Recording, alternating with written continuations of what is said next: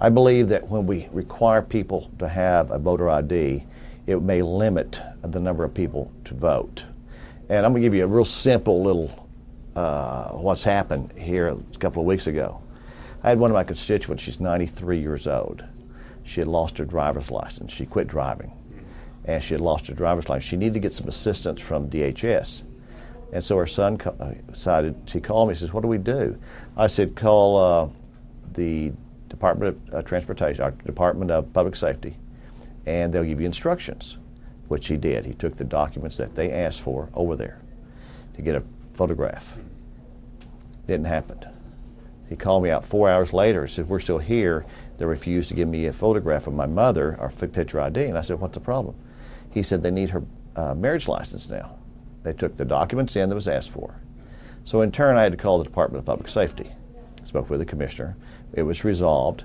They had the information right there to get her picture ID, but the training was not even done properly, so they weren't aware.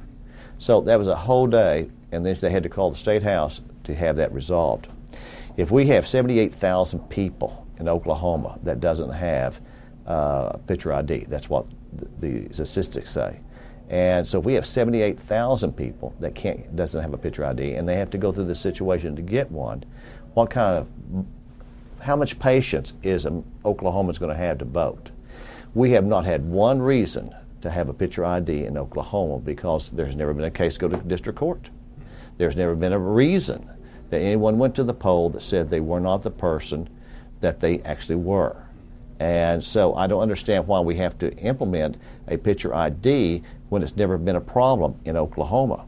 And why are we trying to have everyone spend, number two, let's say this, is that the Constitution of Oklahoma guarantees a free and equal right to vote. We take away the freedom to vote when you ask for a picture ID because some people, they really don't have the extra $10. Right now, the average salary in Oklahoma is $23,000 if you're working.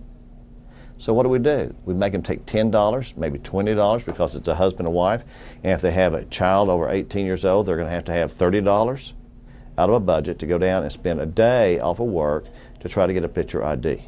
If the state issues, it's going to cost $1 million.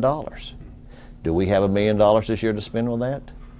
This is something it is a request bill by the representative that has no merit.